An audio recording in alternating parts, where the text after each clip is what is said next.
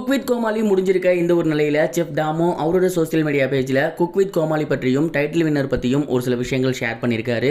அதெல்லாம் என்ன அப்படிங்கிறதான் இந்த வீடியோவில் நம்ம பார்க்க போகிறோம். Cook with Komali season 5 title வின்னராக பிரியங்கா அவர்கள் நேற்று தேர்வு செய்யப்பட்டிருந்தாங்க. அண்ட் இந்த ஒரு விஷயம் அவரோட ரசிகர்களுக்கு மிகப்பெரிய ஹாப்பினஸை கொடுத்துருக்கு. ஆனால் காமன் ஆடியன்ஸ்க்கு கொடுத்துருக்கான்னு கேட்டிங்கன்னா கிடையாது.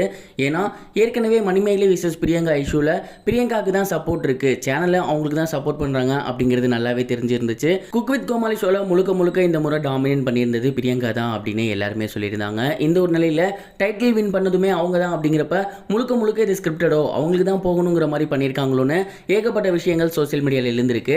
இந்த விஷயங்கள்லாம் பார்த்துட்டு செஃப் தாமு அவர்கள் அவரோட சோசியல் மீடியாவில் என்ன சொல்லியிருந்தாரு அப்படின்னா, நிறைய பேர் பிரியங்கா டைட்டில் வின் பண்ணதுக்கு முக்கியமான காரணம் சேனல் வந்து ஃபேவரட்டிசம் காட்டியிருக்காங்க, ஜட்ஜஸ் எல்லாமே அவங்களுக்கு சப்போர்ட் பண்ணாங்க அப்படிங்கிற மாதிரிலாம் சொல்லி வந்துட்டு இருக்கீங்க. அண்ட் சுஜாதா தான் ஃபர்ஸ்ட் வின் பண்ணியிருக்கணும் அப்படிங்கிற மாதிரியும் சொல்லி வந்துட்டு இருக்கீங்க. இது எதுவுமே வந்து உண்மை கிடையாது. நாங்கள் யாருமே யாருக்கும் ஃபேவரட்டிசம் பார்த்தலாம் அவங்களுக்கு டைட்டிலை தூக்கி கொடுக்க மாட்டோம். அது நாங்கள் வந்து அங்கே நடுவராக இருக்கிறதுக்கே தகுதி இல்லாதது. அந்த இடத்துக்கிட்ட யார் அன்னைக்கு நல்லா சமைச்சாங்களோ அவங்களுக்கு தான் ஃபர்ஸ்ட் ப்ரைஸ் போகும். உண்மையை சொல்லணும்னா சுஜிதா அவர்கள் இந்த சீசன் முழுக்க ரொம்பவே சூப்பராக சமைச்சிருந்தாங்க. ஃபைனலில் கூட ரொம்பவே நல்லா சமைச்சிருந்தாங்க. ஆனால் அன்னைய டேக்கு பிரியங்கா அவங்கள விட ரொம்பவே சூப்பராக சமைச்சிருந்தாங்க. அதனால தான் அவங்களுக்கு டைட்டில் போயிருக்கு. பிரியங்கா டைட்டிலுக்கு டிசர்வான ஆள் தான். அதனால் அதை பற்றி யாரும் தப்பாக பேசாதீங்க. மேலும் ஒவ்வொரு சீசன் முடியும் போதுமே அந்த சீசன் ஏண்டா முடியுது அப்படிங்கிற ஒரு ஃபீல் இருக்கும். அதே மாதிரி தான் இந்த சீசன்லையும் இந்த சீசனில் ஏகப்பட்ட குளறுபடிகள் நடந்துருந்துச்சு, ஏகப்பட்ட விஷயங்கள் இருந்துச்சு. இது எல்லாத்தையுமே அடுத்த சீசனில் நாங்கள் கரெக்ட் பண்ணிக்குவோம் அப்படிங்கிற மாதிரி சொல்லியிருந்தாரு. மேலும் இந்த ஒரு குக் வித் கோமாளி சீசன் 5 அப்படிங்கிறது எந்த விதத்திலையும் யாருக்கும் ஃபேவரட்டிசம்லாம் காட்ட கிடையாது. முழுக்க இந்த போட்டியில் நேர்மையாகவும் உண்மையாகவும் தான் இருந்திருக்கும். அண்ட் உண்மையாகவே யார் நல்லா சமைச்சாங்களோ அவங்களுக்கு தான் அந்த டைட்டில் போயிருக்கு. ஸோ இதுக்கப்புறம் யாரும் இந்த டைட்டில் அப்படிங்கிறது ஃபேவரட்டிசமாக போயிருக்கு அப்படிங்கிற மாதிரி சொல்லாதீங்கன்னு அவரோட ஃபேன்ஸுக்கு அவர் ரிக்வெஸ்ட் ஒன்று வச்சிருந்தாரு. அண்ட் இந்த ஒரு விஷயம் இப்போ சோசியல் மீடியாவில் வைரலாக போகுது. நீங்கள் இதை பற்றி என்ன நினைக்கிறீங்க அப்படிங்கிறத மறக்காம கமெண்ட் பாக்ஸில் ஷேர் பண்ணுங்க.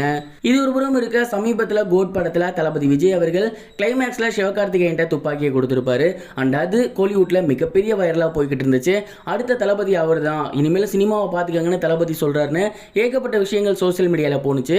அண்ட் சமீபத்தில் சிவகார்த்திகேயன் அவரோட படமான அமரனுக்கு ப்ரொமோஷன் பண்ணும்போது ரசிகர்கள் இந்த கேள்வியை கேட்டாங்க, அடுத்த தளபதி நீங்களா அப்படின்னு. அதுக்கு சிவகார்த்திகேயன் அவர்கள் ரொம்பவே ஹம்பிளா, அடுத்த தளபதி நான் கிடையவே கிடையாது, ஒரே தளபதி அது விஜய் தான், ஒரே தலை அது அஜித் தான், ஒரே சூப்பர் ஸ்டார் அது ரஜினிகாந்த் சார் தான். அவங்கள மாதிரி ஆகணும் அப்படின்னு நினைக்கலாம், ஆனால் அவங்க இடத்துக்கு நம்ம போக முடியுமா அப்படிங்கிறது கொஞ்சம் கூட நியாயமே கிடையாது. அவங்க எவ்வளோ விஷயங்களை பார்த்தவங்க, நான் இப்போ தான் வளர்ந்து வந்துட்டு இருக்கேன். இதே மாதிரியான வெற்றிகள் கொடுத்து அவங்கள மாதிரியே இந்த சினிமாவில் இருக்கணுங்கிற ஆசை மட்டும்தான் எனக்கு இருக்குன்னு ரொம்பவே சூப்பராக ரொம்பவே ஹம்பிளாக சொல்லியிருந்தாரு. இந்த ஒரு சூப்பரான பதில் இப்போ சோசியல் மீடியாவில் ரொம்பவே வைரலாக போய்கிட்டு இருக்கு. இது வரைக்கும் கனெக்டிங் டிவிக்கு சப்ஸ்கிரைப் பண்ணனா மறக்காம சப்ஸ்கிரைப் பண்ணிக்கங்க. உடனடி அப்டேட்ஸ் பெறுவதற்கு நோட்டிஃபிகேஷன் பெல்லையும் கிளிக் பண்ணிக்கங்க.